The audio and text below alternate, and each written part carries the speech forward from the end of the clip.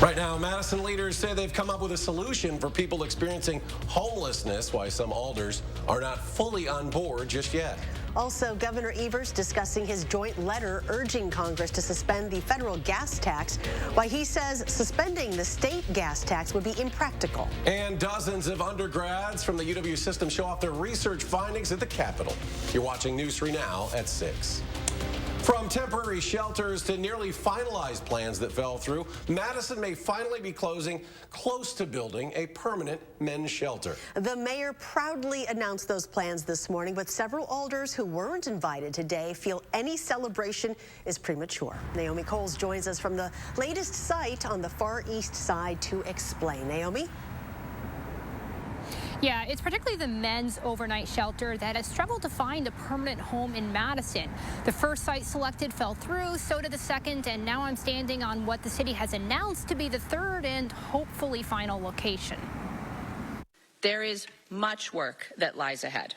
If the third time's the charm, the city has finally selected, again, Madison's permanent homeless shelter for men. It would be on city-owned property on Bartillon Drive, where Dane County and the city will combine to invest $9 million to build it from scratch, close to public transit and amenities. Madison has never experienced this. We don't have anything like it. In fact, I don't think we have anything like it in the state of Wisconsin. The journey to find a permanent spot for the shelter is 2 years in the making, with location after location falling through. This is the missing piece right now.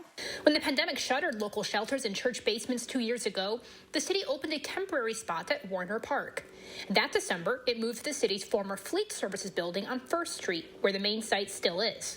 But this is also where Madison's public market will start construction this fall. That pressed the accelerator on finding a permanent spot, which first was here on Easttown Boulevard. But the property sale to the city fell through, taking them next to Zaire Road, until the city council voted it down after local businesses opposed having the shelter nearby. Later, city leaders partially changed their minds and bought that property, but only to make it the next temporary shelter spot. That leads us here, near the Tech College and the airport, the spot that the city announced today. That announcement not without division. By not inviting us, she also purposefully cut the community voices as well. Council President Syed Abbas tells us he feels the mayor cut both him and another alder out of the process and the press conference. They represent the districts where the temporary and permanent locations are. However, in this particular location is really key for us to do it right, and I'm very supportive of doing it right. the mayor pushed back on the council president's accusations this afternoon. She says he was part of closed finance committee discussions where this location was part of the equation, part of the discussion. I've got more online from him and the mayor right now and others involved in this division. That's on channel3000.com. And let's check your certified most accurate forecast with meteorologist Dana Fulton.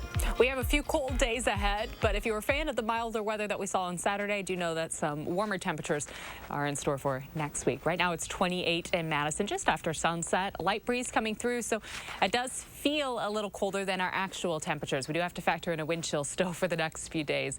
Wind speeds generally about 8 to 15 miles per hour coming in from the northwest. That helped our temperatures cool down compared to this time yesterday. About a 5-degree drop for us in the last 24 hours for Madison and Janesville, even colder for areas northwest of Dane County. We're currently sitting again at 28 in Madison, 30 still in Janesville, about 25 in Lone Rock. Temperatures overnight expected to fall down through the 20s, landing in the mid to low teens to start off the day tomorrow. We'll see a little bit of sunshine tomorrow, possibly a few flurries late in the day, but we're still cold outside for Thursday, Friday, and for Saturday, the second half of the weekend. That warm-up does kick off for us. We'll take a closer look at that temperature trend in just a few minutes. We're learning why the tornado sirens in Stoughton didn't go off after a tornado formed last weekend. An EF1 tornado was on the ground for 4 minutes, tracking 5 miles. National Weather Service officials say that is not enough time to get the word out. Nearly 200 homes were damaged during the storm. Cleanup costs are at more than $250,000. State Justice Department says it has turned over case files to the Dane County DA's office following the DOJ's investigation into a Madison police shooting from mid-January. Police shot and hit a suspect on January 11th after the man allegedly fired at MPD officers during an attempted arrest in an apartment complex near the intersection of Northport and Dryden Drives. Throughout the course of their investigation, DOJ officials didn't share a single update on the circumstances surrounding the shooting, nor did they identify the officers who fired their weapons. Madison's Police Chief Sean Barnes did say today those officers remain on administrative leave. A criminal complaint alleges the two charged in a fight at a McFarland youth hockey game were caught on camera hitting minors. Craig Cooper and Jared Egger of Hayward are charged with misdemeanor battery. On March 5th, law enforcement were sent to the McFarland Community Ice Arena for a fight in the lobby of the arena where an adult allegedly punched a child. Both men denied hitting either of the minors. Their signature bonds were set at $500. Pre-trial conferences are on May 4th. Police say a Madison man was allegedly assaulted and robbed near a gas station early this morning. They were called to the 3000 block of East Wash about 12:40 in the morning. A 45-year-old man was walking home after using the gas station's ATM when he was allegedly attacked. Suspect broke the man's phone, took $100. So far, no arrests have been made.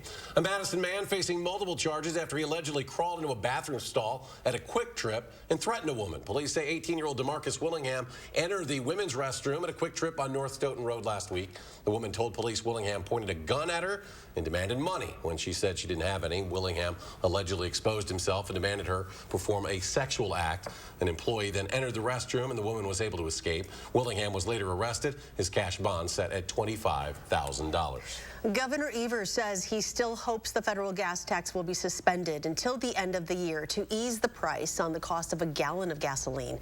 During a news conference today at the HealthNet Rock County Clinic in Janesville, the governor was asked if Wisconsin might try to do the same thing, suspend the state gasoline tax.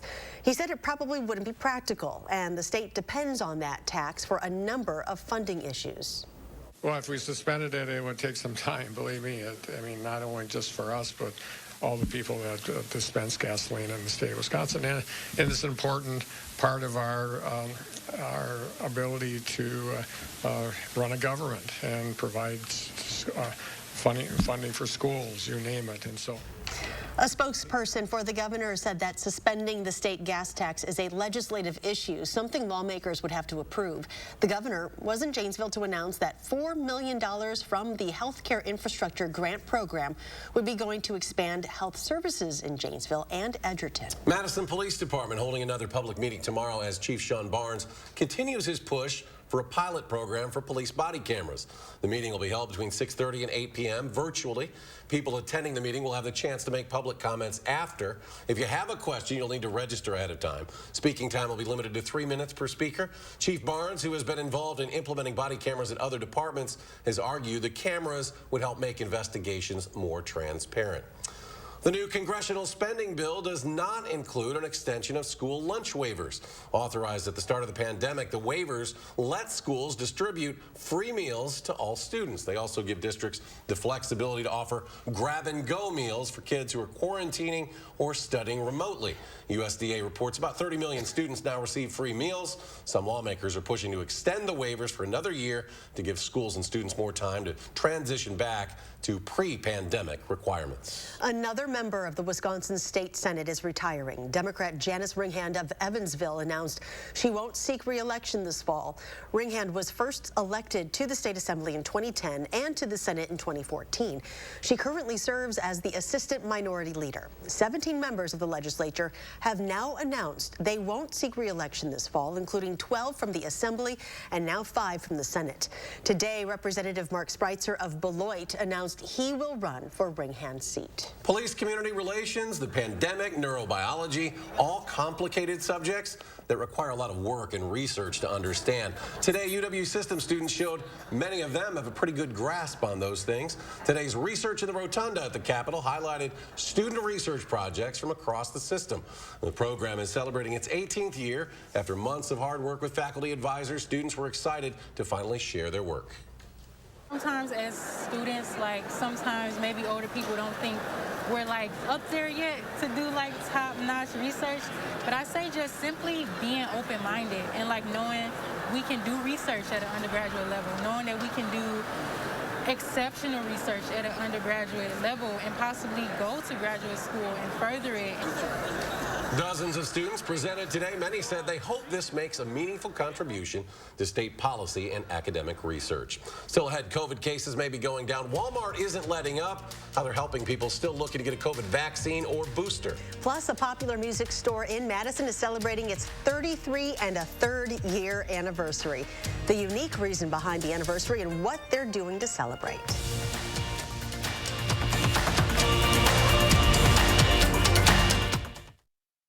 Blaine's Farm and Fleet's spring jeans sale is going on now. We outfit the hardest working people in America with name brand jeans and work pants, all at great prices. Like men's Rustler jeans, just $14.99. Rewards members save an extra $1. Men's Wrangler 5-star jeans, only $21.99. Rewards members pay just $19.99. Plus, while you're in for jeans, stock up on Blaine's dog treats, $6.99 each. Hardest working people in America find value at Blaine's Farm and Fleet. Everyone's invited to the prom. From the creators of the Book of Mormon, Elf, and The Drowsy Chaperone, The Prom is a musical comedy about big Broadway stars on a mission to change the world and the love they discover that unites them all. The Prom makes you believe in musical comedy again.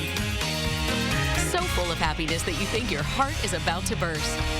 Everyone deserves a chance to celebrate. Everyone's invited to the prom. Get your tickets at overture.org. You're a hard worker. Provide for your family. Do good things in the community. Help out your neighbors. You've been there for so many others. Now, we're here for you. Your local Wisconsin energy and emergency assistance providers are working together to keep you safely in your home and your heat and power on. Apply now for a hand up.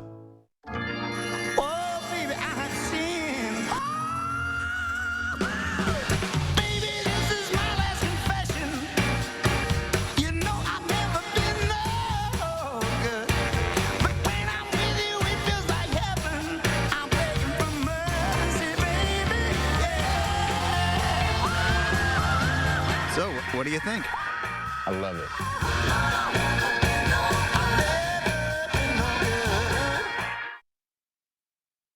While the demand for vaccines and booster shots has waned a bit, Walmart trying to make sure everyone who still wants one can get one. The Walmart's mobile wellness tour stopped at the Capitol Square today, offering vaccines as well as vision testing, blood pressure checks. The company says it wants to make sure those vaccines are accessible to people in rural and urban communities alike. We have a free goodie bag that we're giving away, but also come and talk to one of our healthcare professionals. We're excited to talk to anybody. And those shots and services are available without an appointment.